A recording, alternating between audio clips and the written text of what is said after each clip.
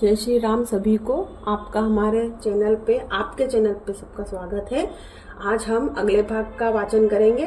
तो सबसे पहले हम हाथ जोड़कर नमन करते हैं, सभी देवताओं का आह्वान करते हैं। और पिछले भाग में हमने पेज नंबर, जैसा कि आप जानते हैं,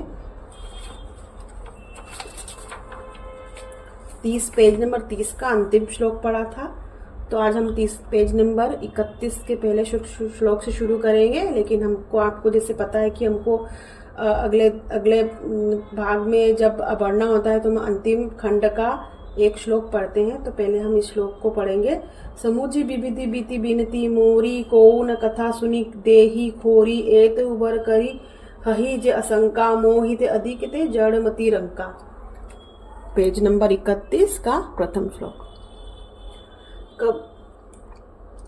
कभी न हो नहीं चतुर कहावहु मति अनुरूप राम गुण गावहु कह रघुपति के चरित अपारा कह मति मोरी निरंतर संसारा। मैं न तो कवि हूँ न चतुर कहलाता हूँ, अपनी बुद्धि के अनुसार श्री राम जी के गुण गाता हूँ। कहाँ तो श्री रघुनाथ जी के अपार चरित्र, कहाँ संसार में आसक्त मेरी बुद्धि। जेहि मारत गिरी मेरु उड़ाही कहू तूल के ही लेखे माही। समुझत अमित राम प्रभुताई करत कथा मन अति कदराई। जिस हवा से सुमेरु जैसे पहाड़ उड़ जाते हैं, कहिए तो अपने सामने रुई की किस गिनती में है। श्री राम जी की असीम प्रभुता को समझकर कथा रचने में मेरा मन बहुत हिचकता है। दोहा सारद शेष महेश विधि आगत निगमत पुराण नेति नेति कही जा सुगुण कर ही निरंतर गान। सरस्वती जी, शेष जी, शिव जी, ब्रह्मा जी, शास्त्र वेद और पुराण, ये सब नेति नेति कहकर पार नहीं पाकर ऐसा नहीं कहते हुए सदा जिनका गुणगान किया करते हैं। सब जानत प्रभु प्रभुता सोई तदपि कहे बिनु रहा न कोई।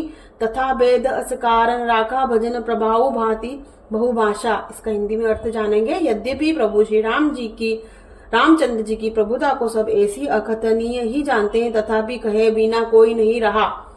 इसमें वेद ने ऐसा कारण बताया है कि भजन का प्रभाव बहुत तरह से कहा गया है। अर्थात भगवान की महिमा का पूर्ण वर्णन तो कोई कर सकता है, परंतु जिसने जितना बन पड़े उतना भगवान का गुणगान करना चाहिए, क्योंकि भगवान के गुणगान रूपी भजन का प्रभाव बहुत ही अनोखा है। उसका नाना प्रकार से शास्त्रों में वर्णन है। थोड़ा सा भी भगवान का भजन मनुष्य को सहज ही भवसागर में तार देता है। एक अनीय रूप अनामा अज सच्चिदानंद पर धामा व्यापक विश्व रूप भगवाना ते ही धरी देह चरित कृत नाना। जो परमेश्वर एक है, जिनके कोई अच्छा नहीं है, जिसका कोई रूप नाम नहीं है, जो अजन्मा सच्चिदानंद और परम धाम है और जो सब में व्यापक विश्व रूप है, उन्हीं भगवान से दिव्य शरीर धारण करके नाना प्रकार की लीला की है। जो सो केवल भगवत हित लागी परम कृपाल प्रणत अनुरागी। जे ही जन पर ममता अति छोहू जे ही करुणा करी किना न कोहू। वह लीला केवल भक्तों के हित के लिए है, क्योंकि भगवान परम दयालु और शरणागत के बड़े प्रेमी है, जिनकी भक्तों पर बड़ी ममता और कृपा है, जिन्होंने एक बार जिस पर कृपा कर दी उस पर फिर कभी क्रोध नहीं किया।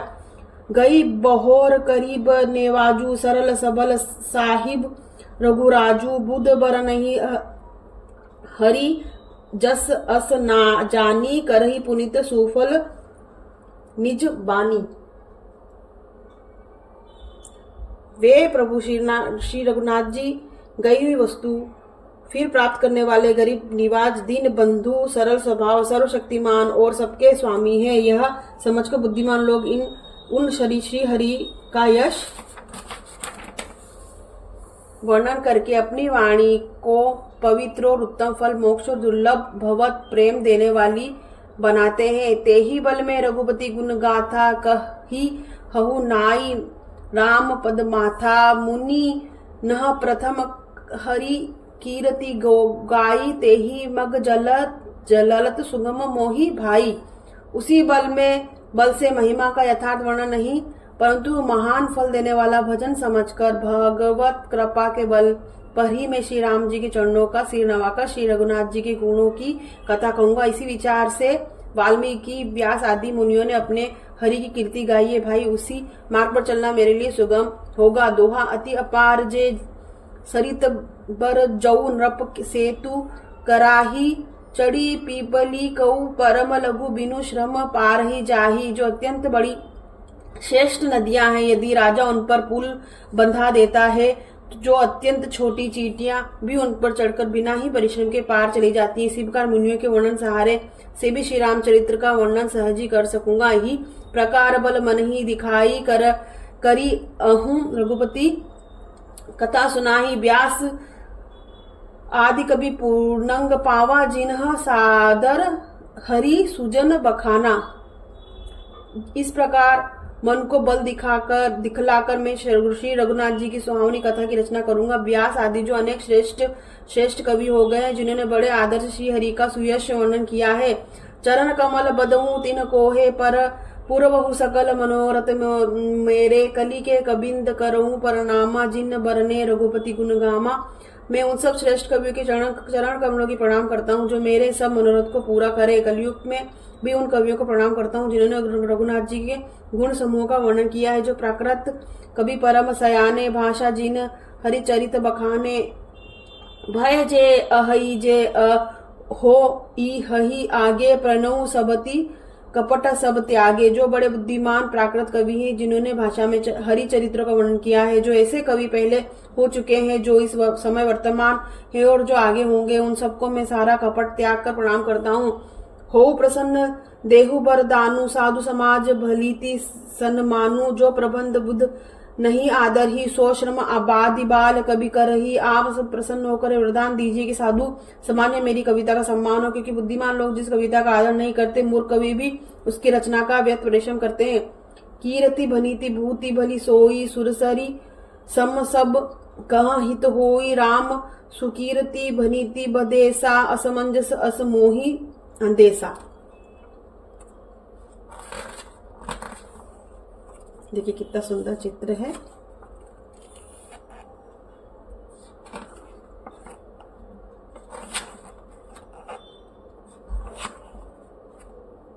Page number 33।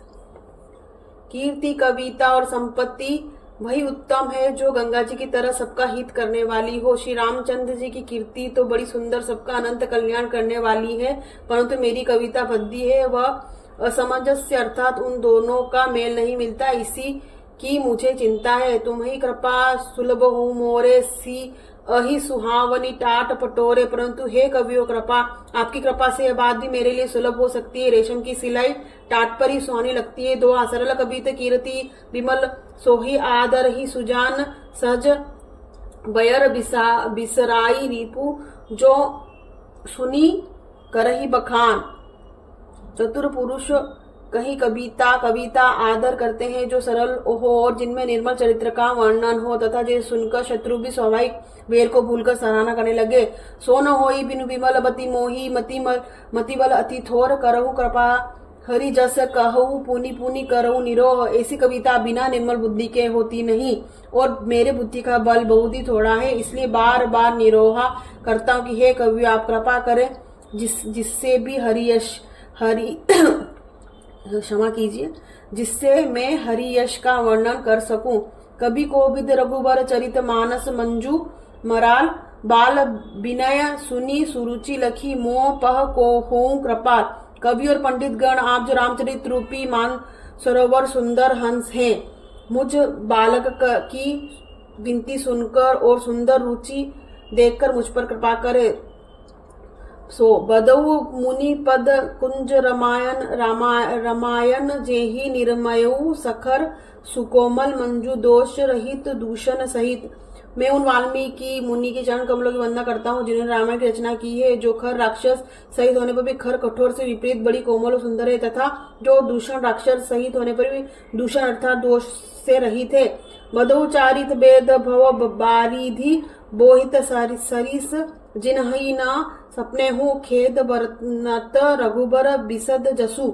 मैं चारों वेदों की वंदना करता हूँ जो संसार समुद्र में पार होने के लिए जहाज के समान है, तथा श्री रघुनाथ जी का निर्मल यश वर्णन करते स्वप्न भी खेद थकावट नहीं होता। बदो विधि बद रेणु भव सागर जही किन जह संत सुधा जसी ससी धेनु प्रकट के खल विष बाधुनी। मैं ब्रह्मा जी के चरण कमल रज की वंदना करता हूँ जिन्होंने भवसागर बनाया और जहां से एक और संत रूपी अमृत चंद्रमा और कामधनु निकले और दूसरी ओर दुष्ट मनुष्य रूपी विष और मदिरा उत्पन्न हुए। सियावर रामचंद्र की जी की जय। आज हमने 33 पेज पढ़ा है। अगले भाग में हम 34 पेज पढ़ेंगे। तो इसी के साथ आज का अंक समाप्त होता है। हम अगर इसको वाचन करने में कोई भी गलती हो तो कृपया क्षमा करें, और हम सभी देवी देवता को भी क्षमा याचना करते हैं कि अगर इसको वाचन में कोई गलती हुई है तो क्षमा करें। और इसी के साथ आज के अंक में विदा लेते हैं। जय श्री राम।